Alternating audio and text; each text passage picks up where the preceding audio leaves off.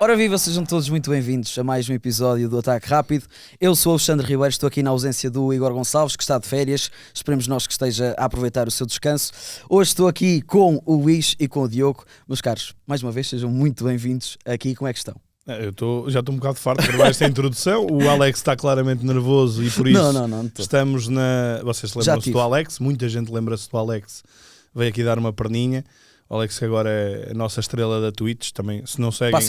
Passem por lá, 00 na Twitch. Exatamente. Eu estou bem. Eu estou muito bem também. Bom dia, Alex. Bom fim de semana de futebol. Gostamos. Bom fim de semana. Eu não gosto muito desta coisa de haver jogos à segunda-feira, porque nos estragam. Não é estraga, limita-nos aqui um bocadinho o nosso episódio. Acho que o Porto é claramente a equipa mais prejudicada desta época no ataque rápido. 2 semanas seguidas a jogar à segunda e é altamente prejudicial para nós podermos falar aqui. Pois é. Ainda não vamos hoje dissecar aqui a fundo o Porto, que tem sido muito entusiasmante, mas vamos aí falar de alguma coisa, não é? Sim, temos aqui algumas coisa no cardápio. Mas hoje, acima de tudo, há um regresso em força, não é? Há um regresso do Desenterrado. Ouvi dizer que a nossa rúbrica favorita está aí de volta esta semana. Mas então, não falamos do Porto, se calhar falamos do Benfica aqui por ordem de jogos. Benfica foi o primeiro grande a entrar em campo, uma vitória por 1-0. Diogo, se calhar começo por ti. Olhando, e é difícil encontrar um adepto do padrão no Benfica, porque é um clube muito grande, com muitos adeptos, mas o adepto normal, o adepto comum do Benfica, deve estar preocupado depois de ver estes 90 minutos na Amadora?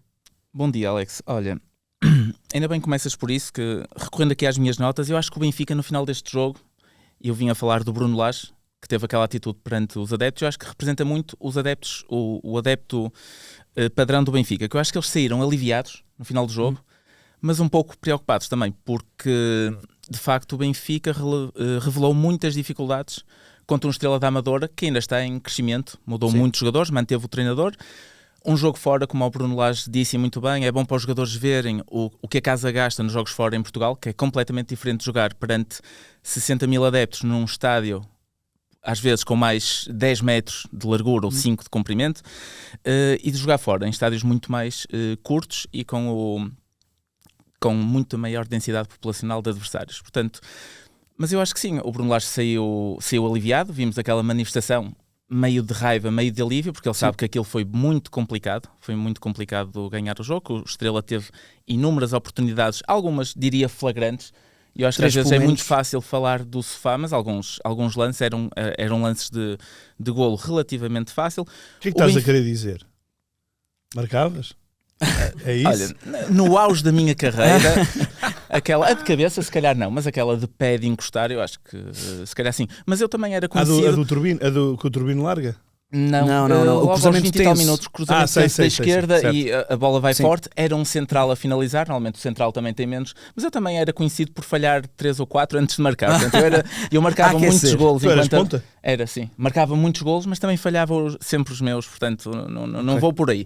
Agora, acho que foi um Benfica que saiu muito aliviado e pode ser, e nesta altura, com o mercado aberto, no início do campeonato, acho que às vezes é bom os grandes terem estes sustos, ainda por cima não perdeu pontos. Sim. Mas eu acho que é bom uma equipa grande passar estes sustos, porque dá para ver o que se vai repetir em dezenas de jogos no campeonato e dá para ver algumas lacunas claras que o plantel tem, que eu acho que falta qualidade criativa ao tal Benfica. Criativo que tanto se fala no Benfica. O Benfica é uma equipa de músculo, de luta, vai correr mais que o Benfica do ano passado, de certeza, mas falta cérebro, falta quem no espaço curto consiga inventar o que os outros não veem.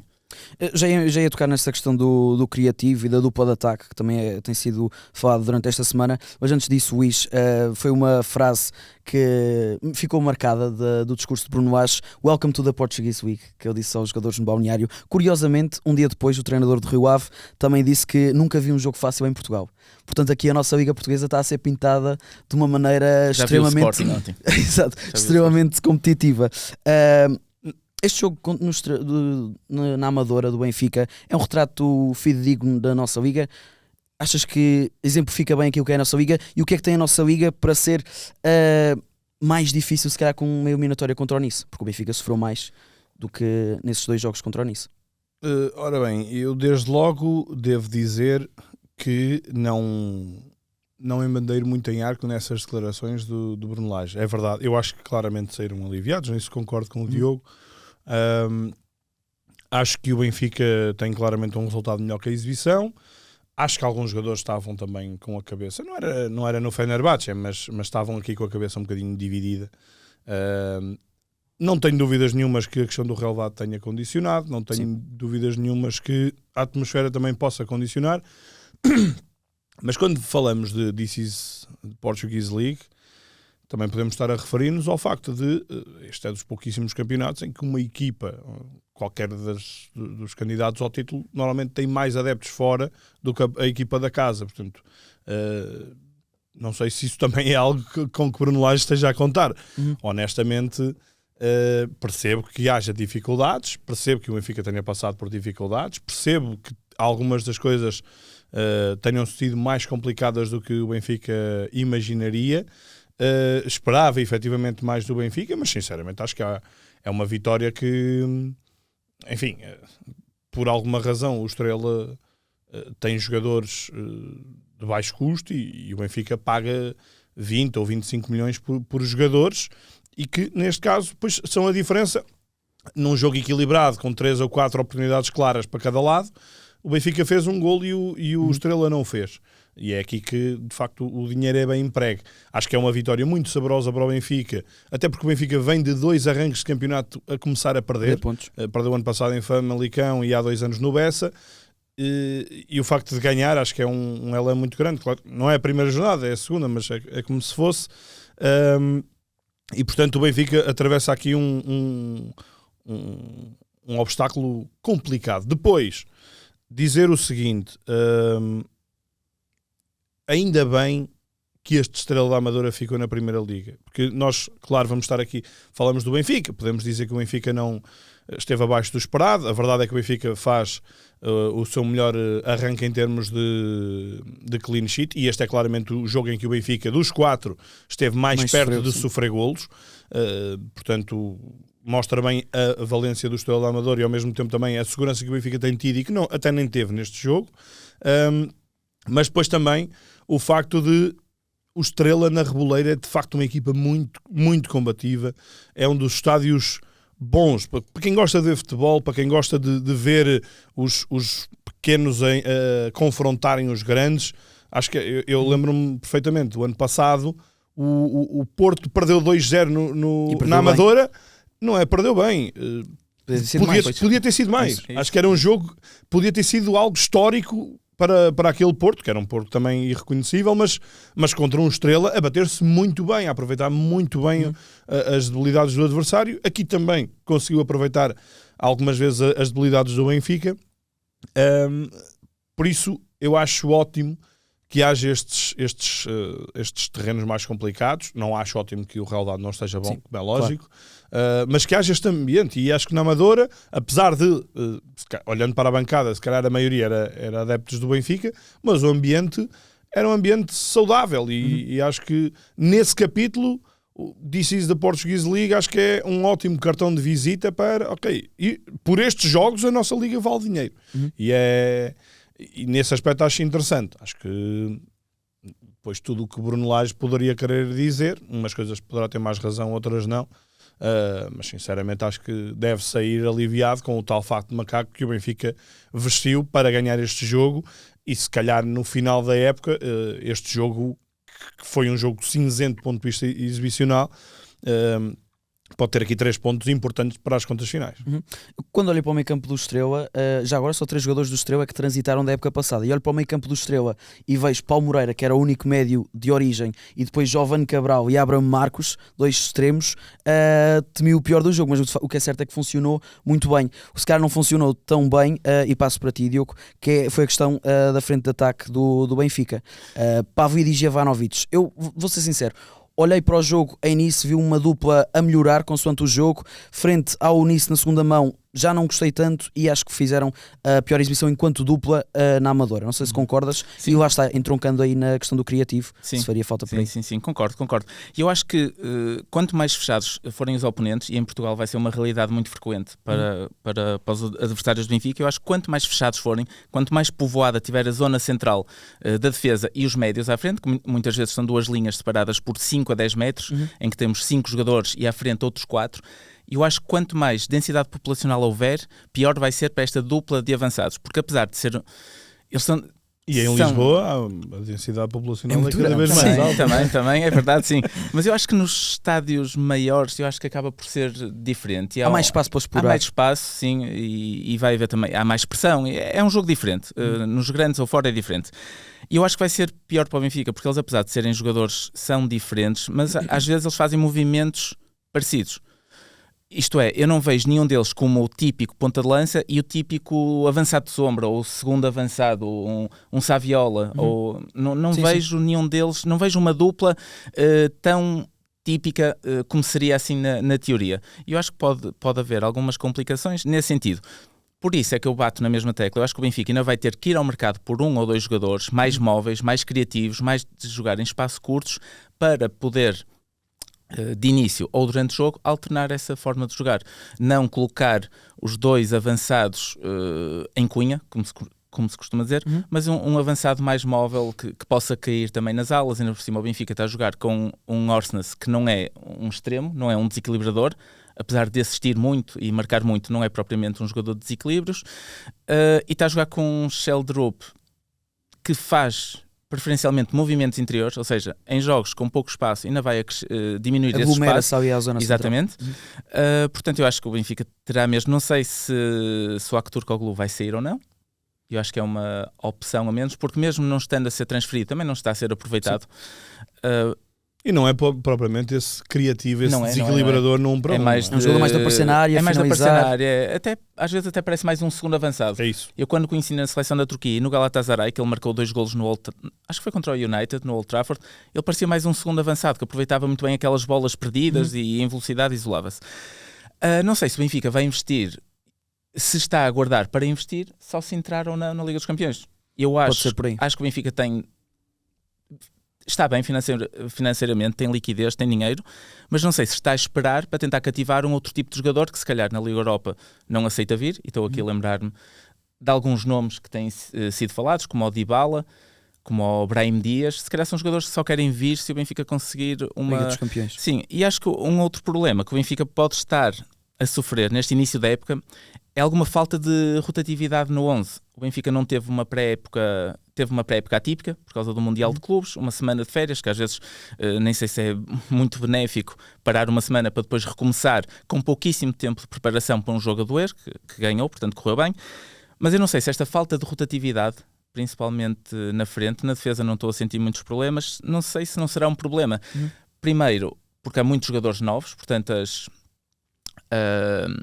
a tática ainda não está bem enraizada em muitos jogadores, portanto as rotinas, as diferentes jogadas, os diferentes conceitos ainda não estão bem enraizados, é normal, vai precisar de tempo e de jogo, e os adversários também fechadinhos, também começam a conhecer como os jogadores funcionam e torna-se tudo mais complicado. O Tomás Araújo está para regressar, já teve uns minutos, exatamente. E é uma curiosidade que eu tenho neste Benfica, porque o Tomás Araújo ano passado jogou muito como lateral direito. E agora temos o Dedić, que dá muito mais profundidade, tem um futebol mais técnico, mais ofensivo, mais de extremo às vezes. E eu acho que o Lage não vai tirar o Dedić. Também acho porque que não. Com o Orsnes na direita, tirando o Dedić, eu acho que ia perder ainda mais profundidade e criatividade. Portanto, Tomás Araújo pode ser um bom problema, mas acho que não vai resolver, não vai ser por aí que se vai resolver os problemas ofensivos. Neste jogo não sei se teria resolvido, porque é um defesa mais construtor. Sim, acho que não é por aí. Mas neste jogo contra o Estrela acho que podia eventualmente ter feito a diferença. Mais seguro com bola, há outras valências que António Silva não é tão forte. Pode o Dedić subir no terreno. Exato, pode libertar ainda mais o Dedić. Exatamente, pode libertar o Dedić. Pode jogar num sistema 3-5-2, não é? Sim. Pode pôr o Orsnes numa posição mais central e dar algum descanso ao Rios. Que o Rios também, eu acho que é um pouco injusto estar a julgar, já vejo no fim do primeiro jogo, ou antes de jogar, um excelente jogador, em toda a internet era só elogios. E ainda por cima ele no Mundial de Clubes fez um jogo impressionante contra o Porto, ele parecia um autêntico pitbull no relvado, ele comeu aquilo de área a área, e agora já começa a ler muitas críticas. Eu acho que é injusto, porque vem num contexto completamente diferente. Se calhar já não tem uma pré-época a sério há não sei quanto tempo. Nós sabemos que o futebol sul-americano, os timings são diferentes, depois há os jogos das seleções, portanto acho que ele vai precisar, eu acho que é mau ele agora estar a jogar 90 sobre 90 sobre 90, porque ele precisa também de assimilar muita coisa. parar para pensar, como se costuma dizer. Sim. Luís, aqui esta questão, também queria ouvir a tua opinião em relação ao Pavlidis e ao Ivanovic. O que é que achas desta dupla? Se achas que eventualmente pode funcionar ou se é preciso alguém? E pegando na questão do 10, do tal médio de espaços curtos, Nuno Vosso jogou bem contra o Fenerbahçe. João Vosso, certo. Jogou bem contra o Fenerbahçe, foi um dos destaques na primeira parte do Benfica. Depois meio que desapareceu, podia ser a opção. Falando aí também da questão do banco. Ele nem sequer estava. Não teve na ficha de jogo, se não me engano. Não esteve. Não sei se estava limitado ou não. Mas também diria que pelas opções, provavelmente não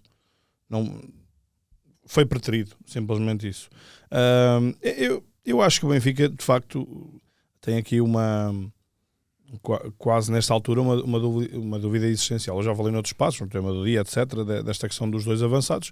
Eu acho que se o Benfica vai efetivamente atacar a época com estes dois avançados, primeiro precisa de ter uma alternativa forte para estes avançados. Obviamente Henrique Araújo tem jogado, mas não creio que seja... Portanto, para duas posições ter 3 soluções, acho que é muito curto, e os dois, Pavlidis e Ivanovic, não vão estar disponíveis todos os jogos, portanto é preciso que outros jogadores joguem, é preciso que a rotatividade, e por exemplo estou-me a lembrar agora, o Benfica vai jogar a Istambul na quarta-feira, joga depois em casa com o Tondela no sábado e depois joga outra vez com o Fenerbahçe na quarta-feira. Eu acho que Bruno Lage poupava 7, 8 jogadores. Sim. E, por exemplo, na frente de ataque está um bocado limitado, só se mudar um bocadinho o sistema. Porque é que há pouco o Diogo estava a falar de a dupla parece que tem regredido de jogo para jogo, em termos de entendimento, em termos de qualidade. É verdade que nisso se entenderam bem, mas aí eu acho que o que valeu mais até foi o fator surpresa. Ninguém imaginava que o Benfica ia jogar logo com os dois, mudasse a tática. Portanto, o Benfica andou a pré-temporada a preparar-se num 4-3-3, provavelmente a preparar-se para ter João Félix, num 4-2-3-1, à semelhança da época passada. O Benfica vai para a Supertaça com um 4-2-3-1 bastante cauteloso, não é? Com o 10 a ser Leandro Barreiro. E de repente o Benfica muda aqui o sistema, joga em 4-4-2, uma equipa mais física, mais possante, surpreende-o nisso, acho que ganha logo vantagem nesse jogo, mas depois os problemas vão-se começando a pressentir. E eu acho que esta equipa, neste desenho, é uma equipa muito bem talhada para jogar jogos contra equipas com boa tarimba, com equipas mais fortes, jogar clássicos, jogar jogos de Champions com esta linha, parece-me uma linha muito interessante para isso, porque muitas das vezes acho que tem muito a ver com o papel de Orsens, que é um todo-terreno e que tanto vai à linha lateral como vai à linha de fundo, como sobretudo ocupa espaços centrais e ajuda a dupla de meio campo a fechar num 4-3-3, só que depois tem aquela lacuna evidente que pode tentar ser disfarçada por Sheldrup à esquerda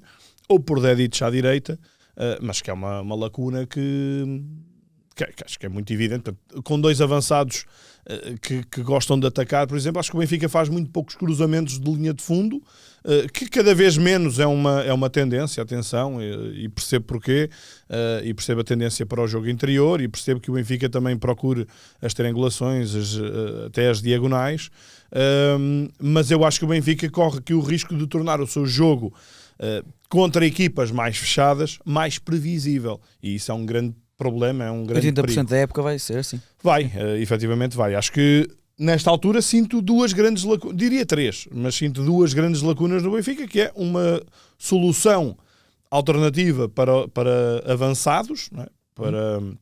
Vamos imaginar que mesmo que estes 2 jogadores joguem a titular, o Benfica precisa de refrescar o ataque e não está em vantagem no jogo, portanto precisa de ir à procura do resultado,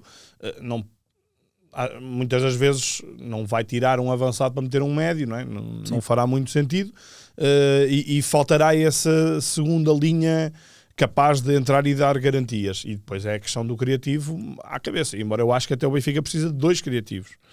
Precisa de um para cada lado. Mas um acho que é obrigatório nesta altura.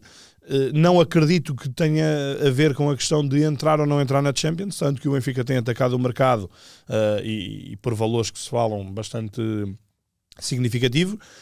A grande questão é, se calhar, o segundo criativo é que já depende de uma entrada na Champions. Quando eu digo segundo criativo, digo por um valor mais alto. E até, se calhar, dando já o gancho para passarmos para o Sporting, ontem eu estava a ver o Sporting e estava a pensar numa coisa, que é o Mangas saiu de Portugal há um ano por 2 milhões de euros. Na altura, até o presidente do Vitória disse, eu tenho dúvidas que daqui a um ano, se o mantivesse, que ele fosse ser vendido por mais. A verdade é que ele, passado um ano, foi vendido apenas por 300 mil euros. Mas a verdade é que ele, em um jogo e meio, se calhar já se valorizou acima dos 2 milhões. Não é? Já está pago, não é? Já está pago, claramente pago. E eu, quando estamos aqui num mercado, enfim, isto é um mercado típico de autárquicas, não é? Isto parece as eleições autárquicas, mas é um mercado de transferências português, em que todos os clubes já pagaram, já compraram jogadores acima de 20 milhões. Eu questiono-me porque é que nós, clubes portugueses, os candidatos crónicos, duvidamos tanto do talento que nós temos em Portugal, questionamos tanto porque é que clubes pedem valores avultados por determinados jogadores. Enfim, eu não sou propriamente fã do Clayton, do Rio Ave, mas o facto do Rio Ave pedir 15 milhões pelo Clayton, o Gustavo Sá e por aí fora. E a verdade é que nós vemos um Mangas a sair e depois a voltar por meia dúzia de tostões e pensar, ok, se calhar realmente há muito disto em Portugal, ou há mais disto em Portugal, porque é que nós desconfiamos tanto dos nossos jogadores de clubes de média dimensão, média dimensão, abaixo dos grandes, vá. E não damos mais oportunidades a isso. E quando é para ir lá fora, quando é para ir a clubes também, se calhar de média dimensão lá fora, 20 milhões de olhos fechados. Que é a segunda liga. O Sporting vai buscar o Gyökeres e o Suárez a segundas ligas, portanto. E anda louco pelo Yeramay, que está na segunda liga também. Deve ter uma qualidade inquestionável, mas não é claro, isso. Claro, é isso. Subiu à segunda liga, portanto. Exato. A última época dele foi ainda abaixo. Não, ele não subiu, ele já se manteve. No ano passado. Foi há 2 então que subiu. Há 2 é que é possível. Sim. Okay. O Depor o ano passado já tinha estado na segunda. Ok. Mas pegando então se calhar para o Sporting, começo com algo que não percebo. Como é que um ponta de lança com 2 golos e uma assistência é o MVP do jogo, quando um defesa também faz 2 golos? Isso para mim me deu uma impressão no jogo de ontem. Como é que o Mangas não é o melhor em campo? Pois. Não recebe o prémio. Não sei depois, se... Sim, eu depois reparei até nas redes sociais do Sporting, estava lá a dar uma voltinha e estava muita gente a pedir o Mangas, mas muitos diziam Mangas também para o motivar. Portanto, eu acho que muita gente compreendia que ele não tinha sido propriamente o MVP, mas eu acho que os adeptos estão a querer motivar o Mangas por este início, que ele entrou meio aos repelões na equipa, sabem que ele pode vir a ser necessário no primeiro grande clássico deste campeonato, então estão a querer dar essa moral. Quanto ao jogo de Sporting, não sei se posso começar esta abordagem. Eu gostei do que vi. Gostaste do estádio? Já agora? Gostei do estádio, eu gosto, ou melhor, não é? Eu gosto das cadeiras todas da mesma cor. Eu não gosto é quando os estádios têm as cadeiras multicolor. Ok. Não acho piada nenhuma. Portanto, o Sporting era um desses casos, tal como eu acho que o exterior do estádio também não está muito bem conseguido, com aqueles azulejos todos coloridos. Mas pronto, começaram por dentro e acho que está muito mais bonito. O Sporting está a apresentar um futebol mais tricotado, mais técnico e mais imprevisível do que nos últimos meses de Rui Borges, ou os últimos meses da época passada com Gyökeres. E eu ontem até estava depois a comentar o jogo com um amigo, com um colega, um amigo sportinguista, e ele disse-me que acha que o Sporting está a jogar mais agora do que nos últimos meses com Gyökeres. E este era um grande medo que os adeptos sportinguistas estavam, e agora, sem o homem que marca quase 100 golos em 2 anos, como é que vai ser o nosso futebol? E depois, ainda por cima, perdem a Supertaça. Sim. Com um mês de preparação, perdem a Supertaça. E agora, em 2 jogos, um Casa Pia totalmente dominado pelo Sporting, um Arouca totalmente dominado pelo Sporting com a condicionante da expulsão muito cedo, mas eu acho que eu concordo que o futebol está mais tricotado, está mais rendilhado e está mais imprevisível, porque antes era um Sporting forte, mas era mais físico, era ganhar a bola. Sim. Uma equipa recuada para ganhar aquele espaço nas costas, ganhar a bola e os movimentos de ruptura, as diagonais do Gyökeres, que depois ganhava à frente aos defesas todos. Agora está diferente, mas eu acho que se calhar vai ser um Sporting mais difícil de perceber e de defender durante o jogo. Sim. Antes o Gyökeres tinha muita vantagem pelo lado físico e pela qualidade que ele tinha, mas eu acho que agora vai haver muitas nuances do Trincão pelo meio, o Pote pelo meio, o Mangas praticamente um extremo. Acho que vai ser interessante. Acho que houve um claro upgrade tático no futebol do Sporting. E pegando nisso começa a fazer sentido aquela insistência do Rui Borges nesta espécie de 4-2-3-1. Começamos agora a perceber melhor o porquê. Eu acho que nós é que temos que parar com esta história do 4-2-3-1, 3-4-3. Se vis o Sporting é sempre a 3, é o Fresneda atrás, depois na segunda parte, sim, às vezes o Morita, mas o Vaianidis também na organização a 3 e com o Kenda muitas vezes aberto, portanto o Sporting muitas vezes no jogo, sim, sobretudo na segunda parte. Era muito dinâmica a equipa do Sporting taticamente. Em relação à questão do Gyökeres, faz-me lembrar os fins de relação. Tens ou há mútuo acordo, que normalmente não é muito comum. Normalmente, se tu queres acabar uma relação, tu primeiro fazes o luto contigo e convences-te que a vais acabar, depois acabas a relação. E quando acabas a relação conjugais do... Deixa-me apontar essa. E quando acabas a relação, tu libertas-te, tu ficas ok. Quando alguém acaba contigo, tu só fazes o luto a seguir. E tu sabes o que é que eu estou a falar, não é, Alex? Fazes o luto a seguir e, portanto, andas ali algum tempo a penar, a encontrar respostas e depois é que dás um salto e consegues a tua libertação no teu tempo. E eu acho que esse tempo está a acontecer agora com o Sporting. O Gyökeres acabou a relação com o Sporting. O Sporting até podia saber que as coisas não estavam bem, não estavam bem, que a relação ia acabar, não é? Foi uma relação ótima, mas que iria acabar neste verão. Mas o Sporting mentalmente ainda demorou a fazer o seu luto.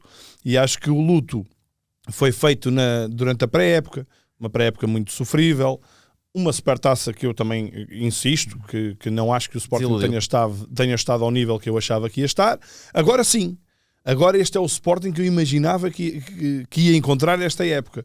Porque, efetivamente, eu acho que o Rui Borges tem qualidade, tem muita qualidade, pode imprimi-la no Sporting, está agora finalmente a imprimi-la no Sporting. E mais do que o futebol, e acho que ontem foi uma pena o Arouca ter tido um jogador expulso, porque estava a dar gosto de ver aquele jogo, seja pelas saídas com que o Arouca estava a conseguir, seja pela qualidade que o Sporting estava a apresentar. Acho que foi um jogo de um nível brutal do Sporting, e que, enfim, já não pode ser levado tão a sério, entre aspas, por causa da expulsão do adversário, no sentido em que o Sporting não vai jogar sempre contra 10, e acho que as pessoas percebem o que é que eu quero dizer.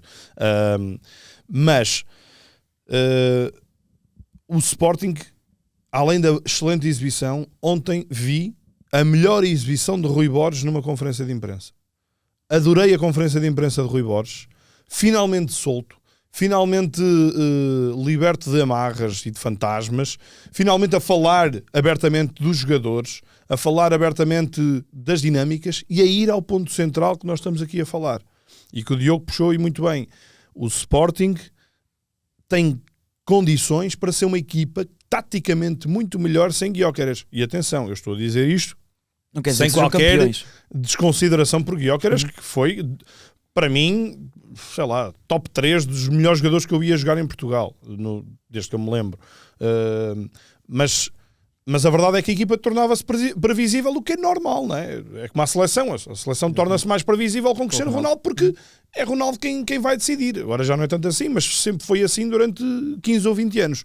E com o Gyökeres acontecia isto. E depois, quando tu deixas aquela relação, quando tu vais abaixo e tens de te reinventar e recriar e tornar-te outra vez autónomo, o Sporting demorou o seu tempo, mas eu acho que já está num nível muito, muito aceitável, muito bom, em que tu vês o envolvimento de Pote e sobretudo Trincão, que ao contrário do que vocês dizem, para mim o melhor é claramente Trincão. Acho que é um jogador soberbo e ainda bem que o Sporting comprou o resto do passe dele. Mas toda a dinâmica que surge a partir daí, com o jogo exterior mais na primeira parte, com mais jogo interior na segunda parte, em que o Arouca até aumenta a linha atrás. Acho que foi um jogo muito bem conseguido por parte do Sporting e com um aspecto muito importante. Muitas das vezes neste tipo de jogos, e é começo da época, tu tens a tendência para, ok, isto está feito, vamos aqui trocar a bola. Claro que o Sporting não andou numa rotação máxima durante 90 minutos, mas andou sempre em boa rotação e por isso é que chega aos 6 e tu vês jogadores famintos, não é? Vês o Arder a ter uma atitude, não, uma atitude, é o que é de avançado. Exato. Fominha, entrou fominha. Fominha, mas eu ia pegar por aí, já agora se calhar posso lançar a questão a ti e depois passo ao Diogo. O Sporting também manteve essa intensidade porque saltaram jogadores do banco que também queriam provar aquilo que valiam, o Kocharazvili e o Arder, por aí fora. Eu olho para o Sporting e se calhar mais que um Trincão, mais que um Pote, o que me dá garantias aqui neste Sporting é que ter um plantel extenso e com muita qualidade. Se calhar é aquilo que pode fazer mais diferença esta temporada, não sei se concordas. Concordo. Comparando com a temporada passada, onde existiram lesões atrás de lesões. Sim, concordo. Acho que também já temos vindo aqui a falar, eu acho que o Sporting precisa resolver a sua questão de excesso de defesas. Está perto com o Santos Justo em princípio. Sim, Santos Justo sai. Eduardo Quaresma também foi muito elogiado por Rui Borges. E o Debas também, que fez um grande jogo. O Debas também, porque jogou, não é? Exato. E o Quaresma, não tendo jogado, foi elogiado pelo treinador, que fez questão de lhe dar essa moral. Mas eu acho que o Sporting, com os laterais que foi agora buscar, com os jogadores que ainda tem de fora, como o Maxi Araújo, como o Diomandé, o Sporting tem um plantel, diria que dá muitas garantias. E praticamente um jogador por posição. Há aqui outros que vão arranhando. A questão de João Simões poder funcionar também como mais um médio pode ser interessante. Vamos ver, ele estava numa boa curva quando tem a lesão, mas parece-me ser uma boa opção também para ali. O Bragança há de aparecer. O Bragança há de voltar, Nuno Santos. O Alisson ontem também com muita fome, mas um bocadinho precipitado. Tem lá uma escorregadela que não foi boa. Mas acho que mais um extremo. Acho que o Sporting está num ótimo momento. Agora, eu nunca tiro, é como estávamos a falar há pouco do Benfica, nunca tiro conclusões agora, e acho que estou muito, muito curioso. Acho que vai ser um jogaço. Estou ansioso pelo Sporting Porto para poder ter mais mostras e mais, não é conclusões, porque também nessa altura não vai haver conclusões, mas ter mais sinais de Sporting e de Porto, porque os indicadores nesta altura são muito entusiasmantes para uns e para outros.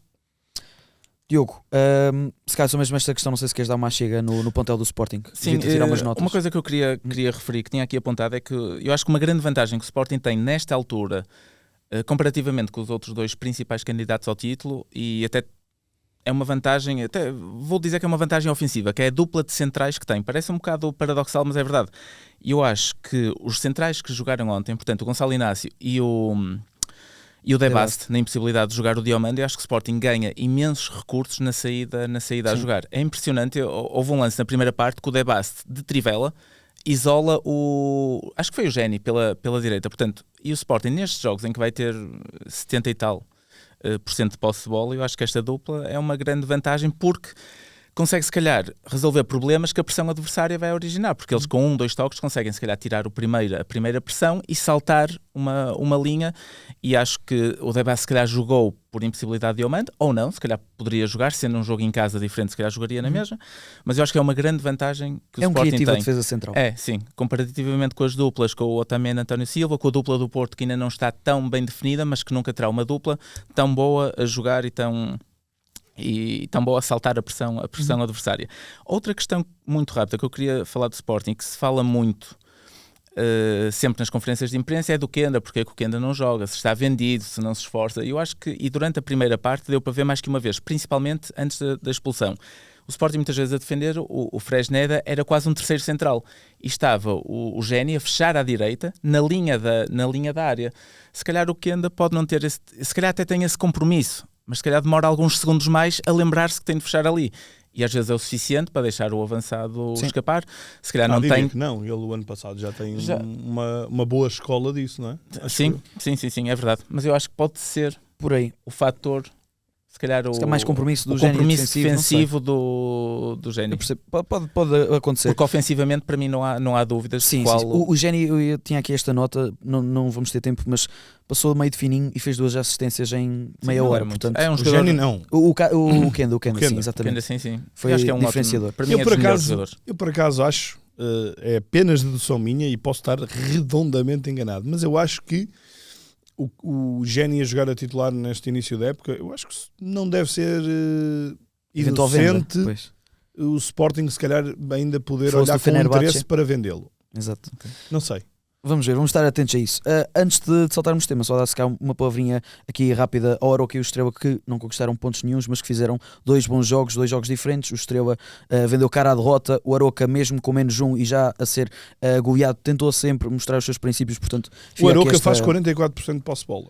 Exatamente. Isto acho que é um... Mas eu acho que, e aqui, desculpe interrompê-lo, isso, uma coisa quando um dia falamos, quando nos encontramos aqui, eu acho que é uma coisa que, e nós temos, hoje em dia, olha-se para o futebol como é o espetáculo. Nós queremos vender o espetáculo e o futebol todos os anos muda algum conceitozinho ou alguma regra no sentido de dar maior espetáculo a quem o vê. E eu acho que as expulsões não beneficiam o espetáculo. Eu acho que o jogador, sim, deve ser expulso, mas a equipa põe outro jogador a jogar, 11 contra 11 sempre. E se nós virmos, porque muitas vezes os jogos ficam estragados, porque a outra equipa remete-se unicamente à defesa, deixa de atacar, deixa de discutir o jogo e passa a ser um jogo de sentido único, ontem ainda mais, sendo um jogo fora e já estando a perder. E se nós repararmos noutras modalidades, apesar de haver expulsões, são expulsões momentâneas, são uns 2 minutos fora, ou é o golo, e depois volta a estar tudo reposto. Eu acho que o futebol hoje em dia quer tanto mudar coisas quase insignificantes, que não mudam grande coisa, e eu acho que devia haver sempre 11 contra 11.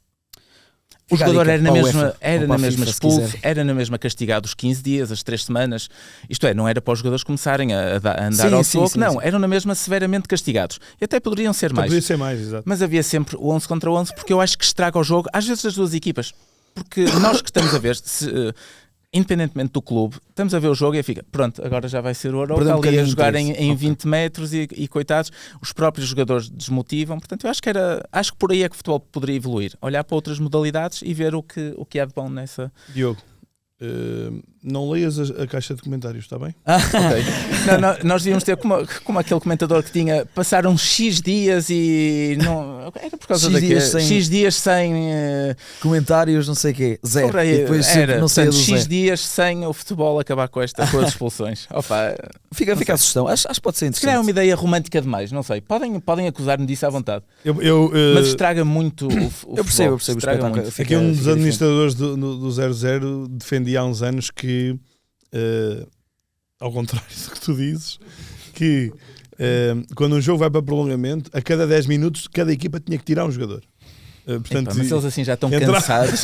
Mas havia muito espaço. Okay. Havia muito espaço. Sim, não havia pernas para ser um solteiros contra casados. Podiam pôr mais frescos. Bem, eu por acaso já nem sei quem é que dizia isso. Brainstorm, a esta hora. Muito bem. Malta, temos já pouco tempo, portanto vamos só picar rapidamente a questão do Futebol Clube do Porto. Não podemos falar muito porque jogam hoje, mas o grande tema tem sido se calhar a questão do Mora. Até o Farioli pediu para não falarmos sobre isso, portanto desculpa Farioli, estamos aqui a tocar no tema, mas Mora, conta, não conta, que papel é que pode ter nesta equipa? Eu acho que tem que contar, como é evidente. Também, só dessa opinião. Eu também já tenho falado algumas vezes sobre a questão Mora. Eu sinceramente acho que é muito cedo para se estar a achar que isto é um caso, ou quer que seja. Um jogo oficial com o Porto. Percebo perfeitamente, e o Carlos Daniel esteve aqui há 15 dias e também foi dessa opinião, percebo perfeitamente a questão de que um treinador tem que conseguir encontrar soluções para que jogadores como o Mora joguem sempre.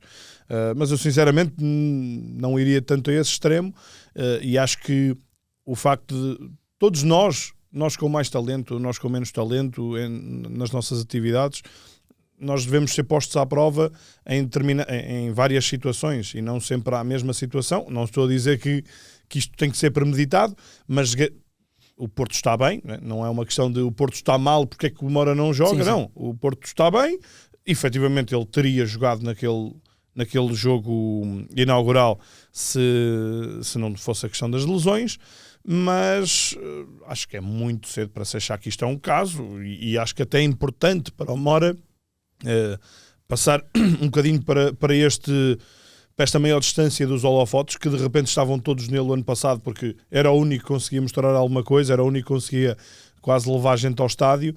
Nesta altura, o Rodrigo Moura saiu um bocadinho desses holofotes, que inclusive levaram-no à seleção.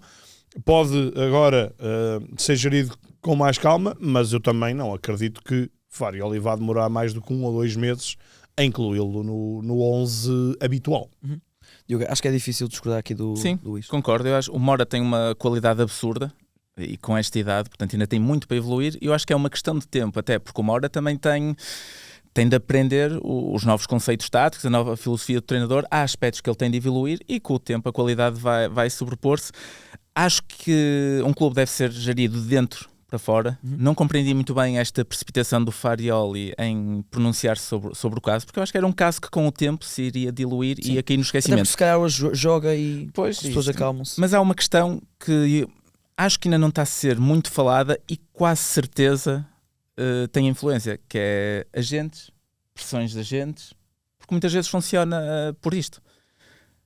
Falou-se de uma vez os agentes querem os seus jogadores a jogar. Sim. Os agentes não podem falar de mas forma aberta. Mas isso em relação ao treinador ou ao jogador? Ou ao jogador. Eu acho que pode haver muito jogo de empresário para valorizar o Moura, já. Mas estás a dizer por via da imprensa? Sim. Estava a tentar perceber. Sim. Um agente tentar pela via de imprensa pressionar para ver se o miúdo joga. Ninguém ligou para aqui. Sim. Não. Mas podem ter ligado para outro Não. Eu até coloquei aqui interesses de agentes, pressões, porque os agentes hoje em dia mexem em tudo. O Moura é jovem, já vai ser um jovem caro. Se jogar este ano para o ano, vai valorizar, vai ser mais caro ainda. Portanto, se calhar importa a um agente. Mas também importa ao Porto, não é? Que o Moura se valorize. Sim, portanto, são ativos. E ele vai se valorizar quando estiver pronto a entrar na equipa com os requisitos necessários preenchidos. Comparado com o Borracens perde a bola, vai atrás, faz um carrinho, parece, entre aspas, um cão raivoso atrás da bola. O Moura ainda não tem isso, há de ter, mas eu não sei porquê. Fico sempre com essa fisgada dos empresários, dos interesses em pôr os seus jogadores a jogar, a não desvalorizar, e com o mercado aberto.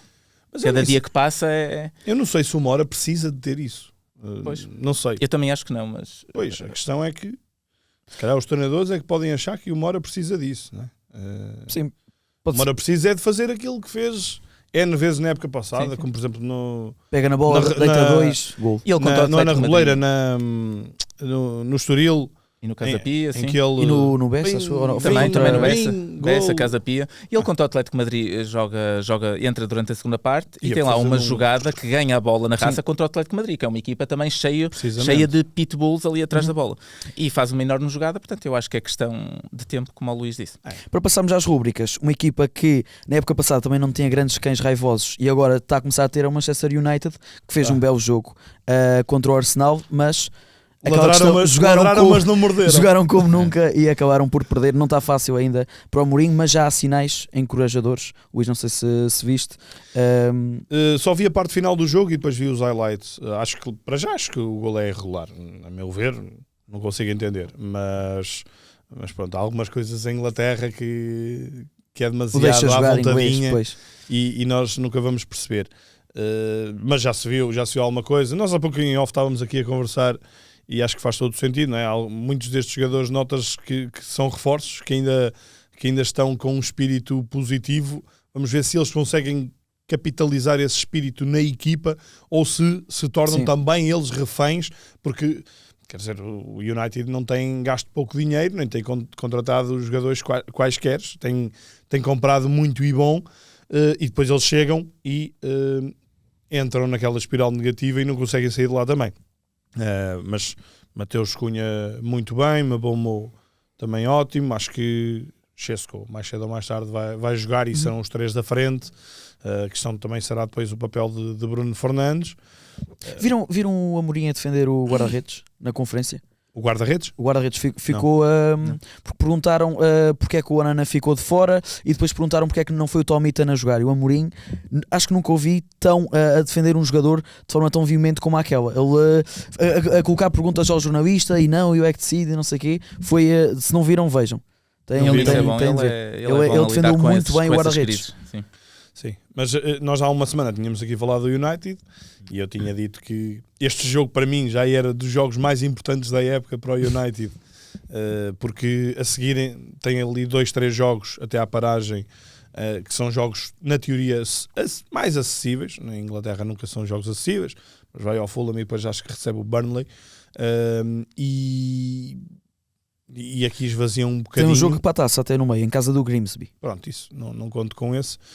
Estou falando de Premier, porque entrar na paragem de seleções, porque depois vem Chelsea, vem Manchester City, acho que é assim uma coisa. City, Chelsea, Brentford, Sunderland, Liverpool. Pronto. Acho que era importante chegar com um bom balão, que pelo menos afastasse ideias de que o United vai andar outra vez a lutar para não descer, não é? Não andou a lutar para não descer, mas andou na segunda metade. Sim, estava controlado. Mas estava porque os outros eram tão abaixo que estava controlado. Mas era importantíssimo ganhar este jogo. Enfim, acho que não está nada perdido. Claro. Há alguns bons sinais, mas zero conclusões também. Não consigo dizer que é um novo United. É por aí, Diogo. Ficou uma boa expectativa, mas... Ficou uma boa expectativa. Era fácil melhorar é muito a qualidade do jogo. E o Luís já disse tudo que eu ia dizer. Foi pena não terem conseguido.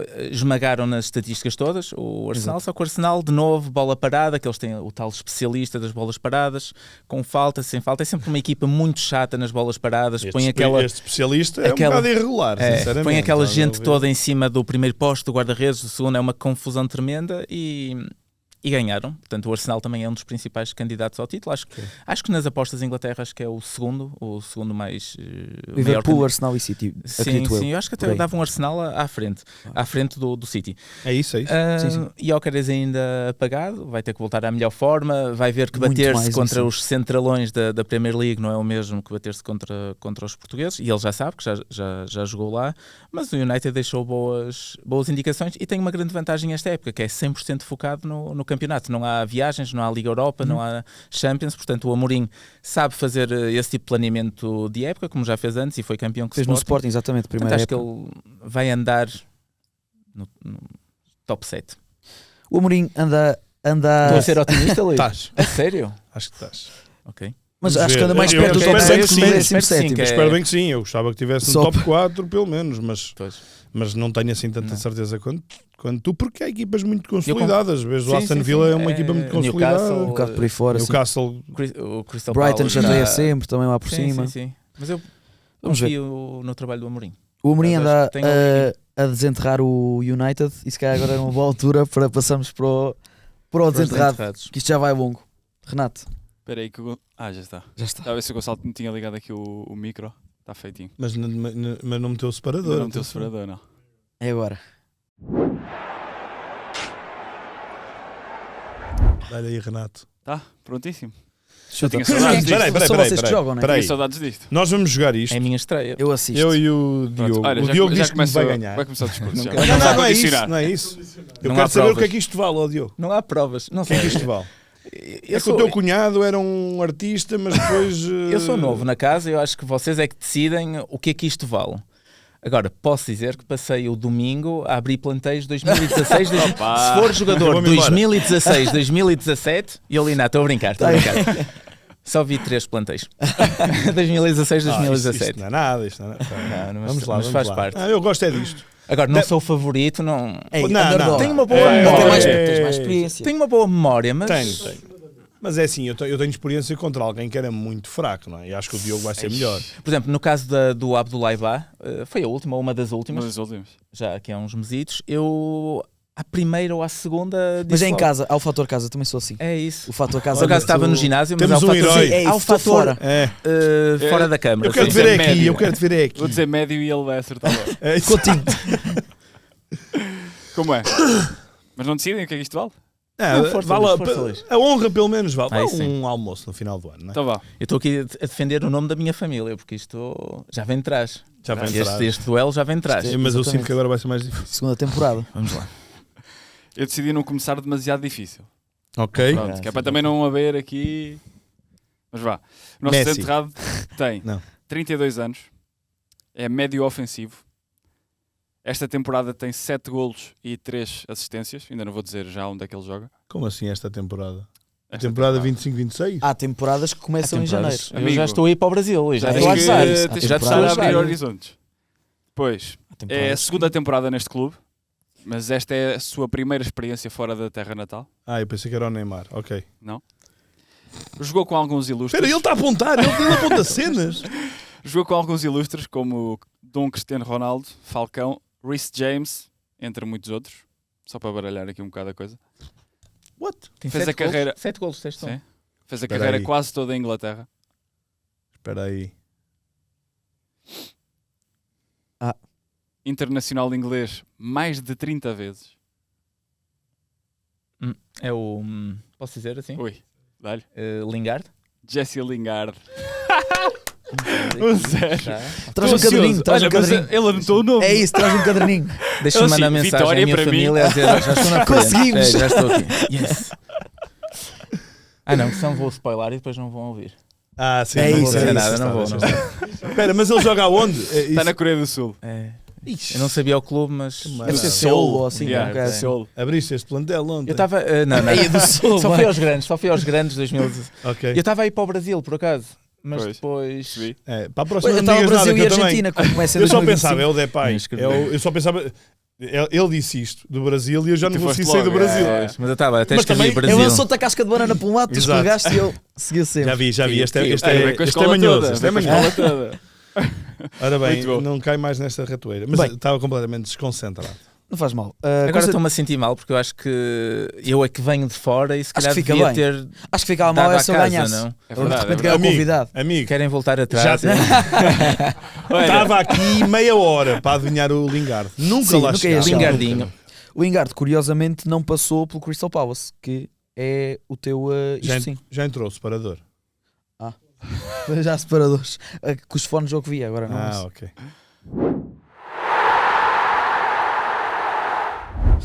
Agora sim.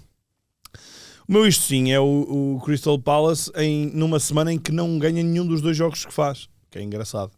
Mas num deles empata e vai com o Liverpool aos penaltis e ganha a Supertaça. Noutro empata em casa do Chelsea, no arranque da Premier League, numa demonstração, outra vez, de um clube muito estruturado em Inglaterra, que está se calhar a viver a melhor fase da sua vida, acho eu. O Palace nunca foi campeão, não é? Sempre foi um clube um bocadinho mais afastado dessas leads, mas além de tudo é uma equipa que, se vocês forem a ver, alimenta normalmente a equipa que dá mais, ou das equipas que dá mais jogadores à seleção inglesa. Tem o Eze, tem o Anderson. o Gay, o Wharton. Anderson, Adam Wharton. Wharton, exatamente. O Ali saiu, mas é a seleção francesa. E agora ainda tem o Mateta, ainda lá está. Sim. Mateta, também muito bom jogador. Portanto, é o meu isto sim. Enfim, não é desta semana, mas gostava de enfatizar porque tenho reparado que o Crystal Palace tem-se cimentado no futebol inglês, conseguiu ganhar a taça e agora a supertaça e, portanto, está a ser um ano dourado. Se não me engano, acho que foram não tenho certeza, mas Os dois primeiros títulos grandes da... Também diria que sim, não quis estar a arriscar. É isso. Mas também digo que já. Atirei meu para as balas e salvaguardei-te. És bom. Diogo, verdade, é isso. Confesso. passamos da Inglaterra para a Escandinávia. Sim, mas antes de entrar na Escandinávia, só dizer que o Palace é a típica equipa que faz falta ao futebol e tem uma particularidade que eu adoro, que é, apesar de ter o Selhurst Park pequenino, caixinha de fósforos, tem uma claque que tem bandeiras, tem tarjas, algo que é muito incomum em Inglaterra. Portanto, não sei o nome deles agora, mas vestem-se todos preto, umas bandeiras gigantes, têm cânticos, portanto, assemelha-se em termos de adepto, assemelha-se mais ao futebol sul-americano, ao futebol do sul da Europa, e eu acho isso engraçado, porque dá assim uma vivacidade diferente. Eu acho que eles são do sul de Londres, e dá assim uma alegria diferente ao ambiente inglês, que muitas vezes é muito valorizado, mas eu acho que é sobrevalorizado às vezes. Percebo. E gosto disso. O meu isto sim, então, eu coloquei jogador/mercado escandinavo porque ultimamente nós estamos a reparar, é um mercado que Portugal começa agora a chegar com outra força, porque de facto está a ver que resulta. Não é um jogador barato, mas também agora nem ir ao Brasil é barato. Portanto, ou compras no América de Mineiro, mas se o jogador salta do América para o Santos, do Santos para outro clube, já é caro. Já vão Portanto, diretos para as Big Five. É, e muitas vezes. E isto bate certo e vai de encontro ao que o Luís disse há bocado, que há alguma desconfiança no jogador português, mas há uma confiança, se calhar, exagerada no jogador de alguns mercados, como é o brasileiro, que às vezes contrata-se muito jogador brasileiro que não tem qualidade sequer semelhante ao jogador português que é dispensado pelo próprio clube. E eu acho que os portugueses estão-se a perceber que o mercado escandinavo é bom, porque tem um jogador inteligente, completo, taticamente. Nós vemos que, se calhar, os melhores jogadores dos grandes portugueses são escandinavos, que é o Hjulman, o Orsnes, o Froholt. Era o Jóqueres, o Froholt está a começar bem, porque são jogadores muito disciplinados, têm uma cultura diferente, adaptam-se melhor ao país português e lá está, é um mercado caro, mas se calhar é um mercado mais eficaz e consistente. Exatamente. Não só jogador escandinavo, porque o mercado escandinavo já tem muito jogador africano, como é o caso do Diomande, que veio emprestado para o Mafra. Portanto, eles já investem muito cedo, eles têm excelentes condições, infraestruturas e condições para o jogador jovem, apostam muito neles, portanto já vem um jogador asiático, sul-americano ou africano com outra cultura e acho que é um mercado excepcional e Portugal está agora a ver que é bom mexer por aí. Sim, é bom e é seguro, sobretudo. É seguro, sim, é isso mesmo. Isto não vou cometer o mesmo erro. Agora sim, isto não, e se no isto sim andámos de Inglaterra para a Escandinávia, agora ficamos na Espanha, Luís, com aqui uma atitude que tu não gostaste, pelos vistos. Não gostei, uma atitude, atenção, tem uma grande subjetividade, eu não quero dizer que foi o Barcelona, também não quero dizer que foi Ferran Torres, nem quero dizer que foi o árbitro, mas a verdade é que não gostei nada de ver naquele jogo e o Barcelona já estava em vantagem. Portanto, para quem não viu, o que acontece é o Barcelona está a ganhar 1-0 em casa do Mallorca, há um remate violento de um jogador do Barcelona que vai à cabeça de um jogador, um jogador do Mallorca mete a cabeça à bola e cai logo claramente a cambalear, e quer dizer, o Barcelona não para a jogada, os jogadores param maioritariamente, mas depois alguns jogadores do Barcelona não param a jogada. Ferran Torres não para a jogada, o árbitro não manda parar o jogo, que eu acho que ainda é mais inacreditável. O Ferran Torres remata a baliza e marca. Enfim, e isto não estou a falar em um segundo, foi bem mais do que isso, foi 3, 4, 5 segundos, e sinceramente acho inaceitável. E depois, ou melhor, não acho inaceitável, acho, se calhar mete o árbitro à cabeça e o Barcelona a seguir. Incompreensível. E acho que pelo menos a seguir, ok, com um gesto de fair play, deixavam marcar, ou o que fosse, ou pediam ao árbitro. O gol não podia ser invalidado? O árbitro não podia ir ao VAR e ver que o jogador estava... Não, claro que não. Não sei se entrava no protocolo. Então, não, o árbitro, se vê o jogador, se vê que o jogador está mal, não, eu acho que toda a gente viu o jogador cambalear, a cair. Tem que parar o jogo, não pode estar ali. Porque é que ele continua? Ou então realmente o árbitro não se apercebeu do jogador. E aí sim podia ser o Ayrton. Mas aí também meto culpas no Barcelona, não é? Portanto, todos os jogadores param. É que, sinceramente, a forma como o jogador cai até é uma forma preocupante. Não é aquela fita ou aquela... que ainda se sente, não sei o quê. Aqui uma dorzinha, não. Era algo que eu sinceramente até fiquei na dúvida se o jogador não tinha ficado ali com alguma sequela dura. Felizmente não. Infelizmente houve o golo, porque acho que é um golo que não devia ter existido. Enfim, e depois o jogo foi feio a partir daí. Acho que isso também depois despolutou tudo. Expulsões, não foi? O Mallorca aos 30 minutos estava com 9 e, portanto, estragou-se um jogo de uma forma completamente desnecessária. Se fossem 5 minutos a sair e entrava depois outra vez, não tínhamos nada disto. Podia ser um jogo mais interessante. E por cima o árbitro levou-o a pitar a boca, não é? Levou-o a pitar a boca e deixou estar e o jogo seguiu. Portanto, induziu... Ele estava aqui à espera que o jogador parasse. Não sei. Ainda por cima, as regras. Se fosse o jogador, parava. Sim, as regras são claras. São claras. Possíveis lesões cerebrais. Sim. E o Mallorca está a perder, o jogador nem está a perder tempo. Se fosse ao minuto, o jogo 90, empatar no não sei fim, quê. olha, está ali a perder tempo. Isto é Não, aos o Mallorca está a 15 perder. minutos, E já sim. estava a perder. Portanto, foi infeliz. Diogo, passamos de um jogo do Barcelona para outro jogo do Barcelona. Pode ser confuso, possível, mas tu vais explicar. exatamente. Grande ataque cerrado aqui ao Barcelona. Então, o meu isto não é um ataque ao Barcelona, acho que é mais à Liga Espanhola, porque está a planear realizar o Villarreal-Barcelona em Miami, nos Estados Unidos. Não sei em que mês, não sei se em novembro, em dezembro, para o final do ano. E para mim isto é um isto não muito, muito grande, porque eu acho que o futebol europeu não pode ir por aí. Para compensar, o presidente do Villarreal... Houve aqui o revirar de olhos, não sei o presidente do Villarreal não virei olhos.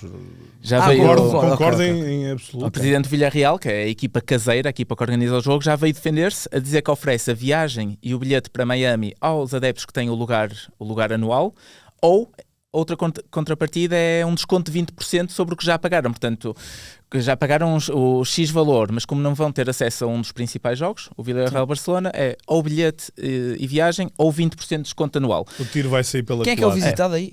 É Barcelona É o ou Villarreal. Não, é o Villarreal. Villarreal. Para mim é negativo por muitos aspectos diferentes. É o futebol negócio, é o desgaste físico. Isto vai envolver o Barcelona e o Villarreal irem com alguns dias de antecipação. O calendário já é apertado.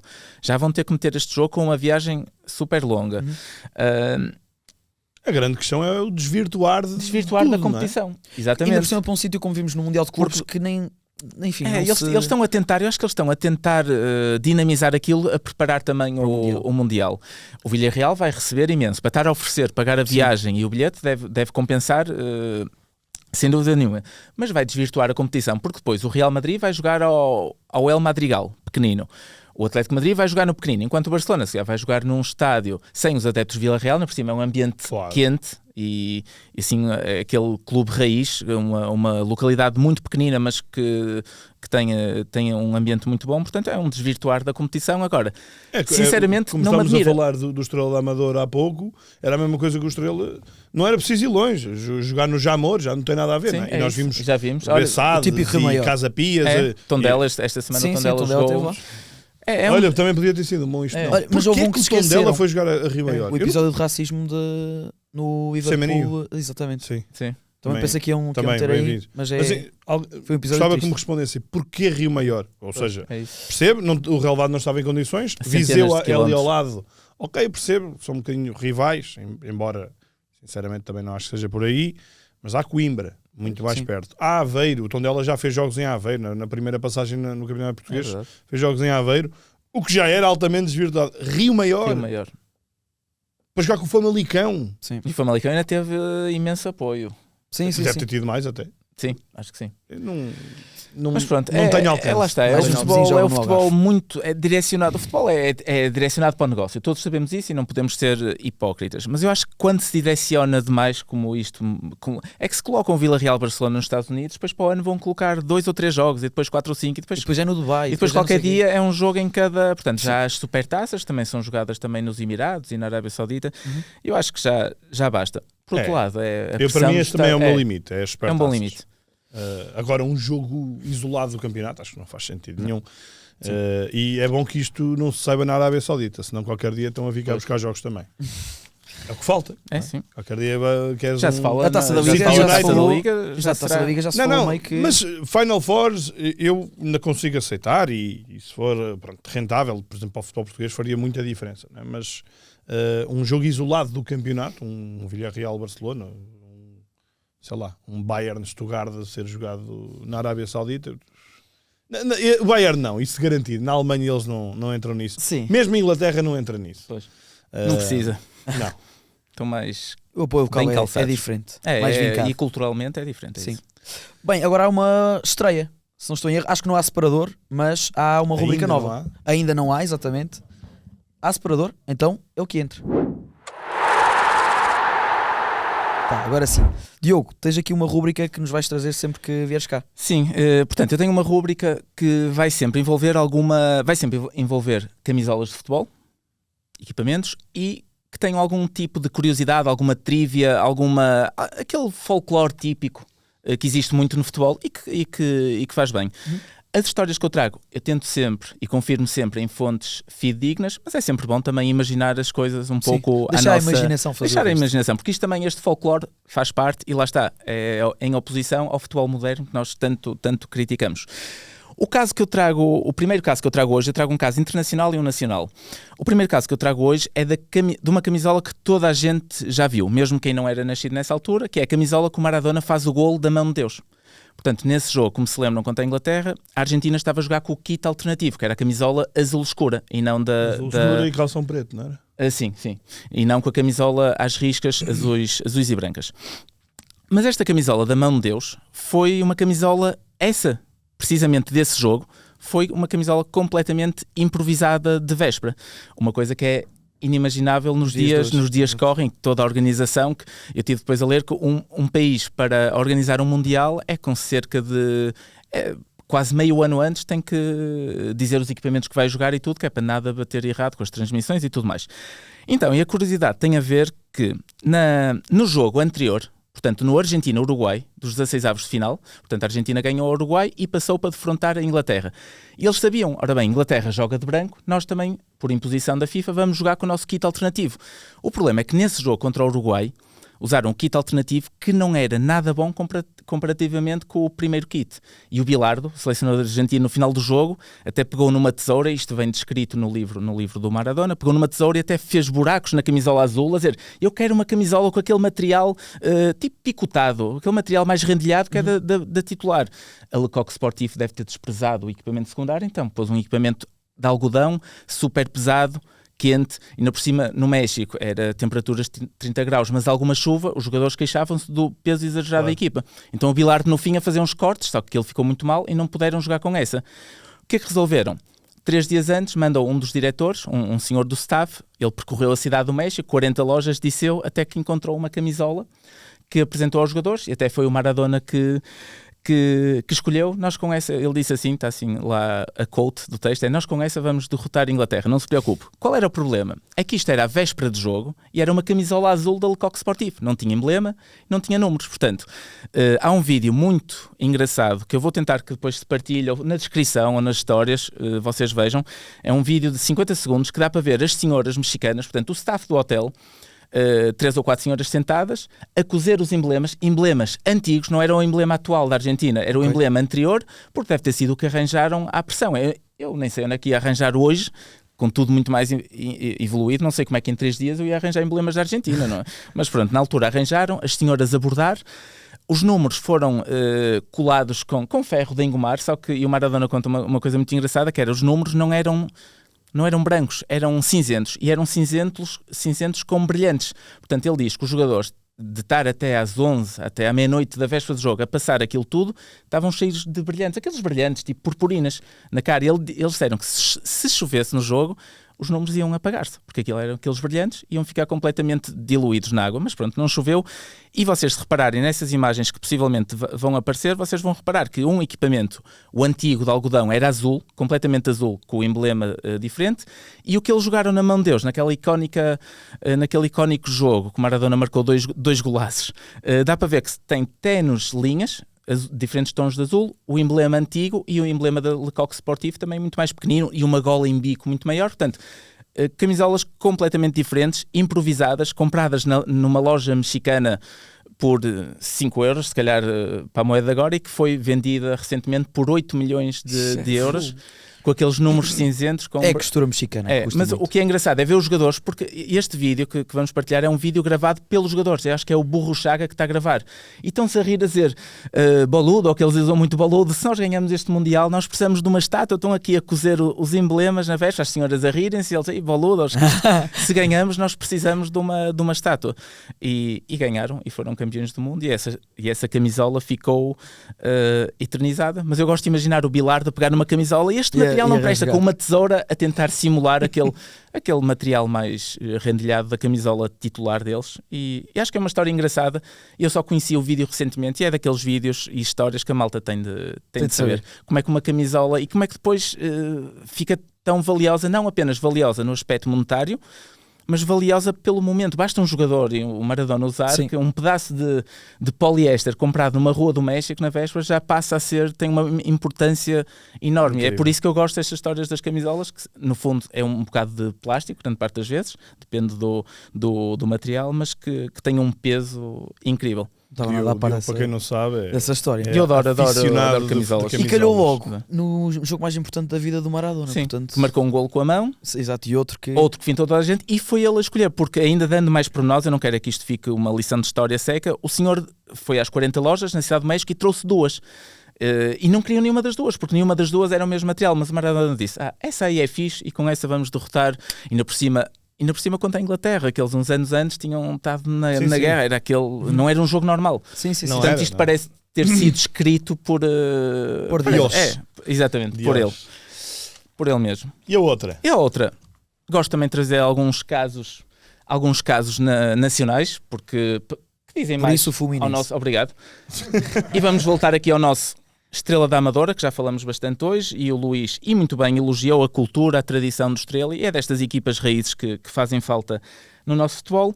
E esta história vem de 1950-51, quando uns dirigentes do Fluminense vieram a Portugal conhecer a realidade futebolística do país irmão. Foram às equipas grandes, mas ficaram muito impressionados e sensibilizados com uma equipa pequenina, sem grandes condições, mas que foram muito simpáticos e muito amáveis, que era o Estrela da Amadora.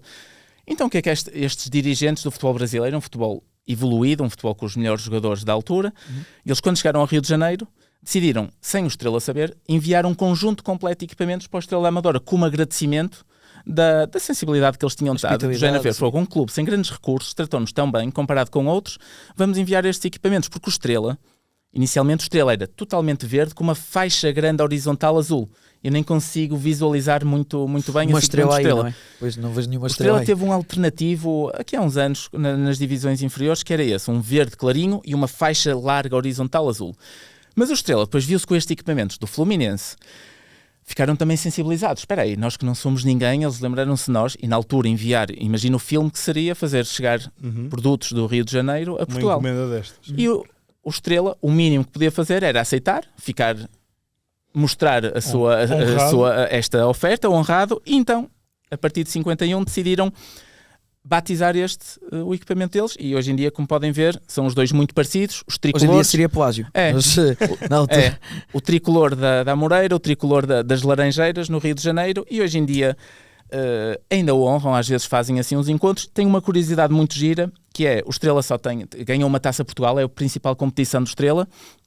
O capitão do Estrela era um central ex-Sporting, um Duílio, isto já não é do nosso tempo, mas eu depois vi. Coincidência, este Duílio, que foi o capitão que levantou a Taça Portugal e foi homenageado, agora quando fez 30 anos da conquista, foi homenageado na Reboleira. Este Duílio, se não me engano, foi esta época. Foi. Este Duílio foi central e capitão, tinha sido do Fluminense, onde ganhou também títulos nacionais do Brasil e cariocas e taças guanabaras. Portanto, coincidência do caraças, uma das maiores figuras do Estrela, capitão, também foi uma das maiores figuras. E ele levantou o troféu mais importante da história do Estrela. É uma equipa, são duas equipas que têm esta conexão, e eu deixo aqui um desafio para quem nos está a ouvir e para quem está aqui, não é um desenterrado, ou melhor, é um desenterradíssimo, porque este já não joga. Deixo aqui o desafio, quem é que sabe que jogador português, ex-internacional, defendeu os dois últimos clubes da carreira? Foi o Fluminense e o Estrela. Atenção, no Fluminense, eu acho que ele nunca chegou a jogar, mas esteve lá, com o Romário, nunca chegou a jogar, não sei se problemas físicos, é difícil. Internacional ex-internacional da nossa... Domingues? Não, Domingues foi no Vasco da Gama. No Vasco. Acho que foi o primeiro português a ir assim recentemente, mas é dessa geração, não é ninguém do tempo do... Sim. Mas pronto. Portanto, deixa assim no ar para quem quiser. A malta vai saber. Isso nos comentários. O problema é que ele não jogou no Fluminense, mas eu lembro perfeitamente então a ida dele. Ele era assim uma figura. Quem é que ex-internacional português nunca foi ao Brasil, não é? Pois. Mas ele a ir a perguntar se está. Ele sim, é pena, vou estar distanciado da família. Mas eu acho que pelo menos um ano, acho que vai correr bem e depois logo se vê. E nunca jogou, não sei se houve algum tipo. Mas isso não quer dizer que não tenha corrido bem. Sim. Se calhar correu bem. Se calhar por ter corrido bem em Copacabana. Exatamente. Eu acho que passava lá bem um ano. Eu tenho um amigo meu que joga, portanto não posso dizer nomes, e ele diz: Diogo, eu vou ao Brasil de férias, que eu jogar no Brasil era impossível. O que se come bem, o que se bebe bem, há sempre uma festa em qual ele. Não, o Brasil não é para praia, jogar. Não sei quê. O Brasil é para estar de férias. Muito bem. Mas pronto. Belíssima rúbrica. Boa rúbrica. Não sei se Gostei. conheciam, se não conheciam. Eu acho Não que a malta conhecia. mais adepta a esta... Porque há malta que é tolinha por equipamentos e pela história, portanto acho que a malta vai saber, mas acho que é fixe é partilhar. Sim. Já Saber tinha notado as estas- parecenças, como é lógico, mas não Sim, conhecia a sim, história sim. Mas é com... por trás. Tem justificação. Muito bem, sim senhor. E agradecer o espaço para esta rúbrica, que é quase como se fosse um mini podcast. um filhinho Exato. meu, e é bom introduzir aqui para o universo 00, assim, é bom, e Muito agradeço. bem. Vamos tê-la cá uma Eu vez gostei, por mês. gostei. Sim senhor, não sei se há Felizmente, avisos. não vamos ter cá o Alex uma vez por mês. Sim, isso está garantido, malta. Não é Ah, portou-se bem. Não, teve bem, mas teve não sei se há avisos agora no fim, tu às vezes gostas de dizer qualquer coisa. Não sei se. É que tu não vens para o próximo. Pronto, para o então próximo. está avisado, Não, na próxima malta. semana, não te esqueças, já cá estará o Igor e na próxima semana teremos o primeiro concorrente do nosso passatempo. Do nosso passatempo? Não, da nossa. nem sei passatempo, como. É o nosso passatempo. acho É. que sim. Nosso Acho que não se concurso, tem. nosso concurso de caça-talentos. Nós depois vamos explicar mais detalhes, mas próxima semana já o teremos cá. Fui contemplado. Muito bem, malta. É isso. Muito obrigado a vocês dois e muito obrigado a toda a malta que nos assiste. O Luís já disse tudo. Para a semana estamos cá de novo.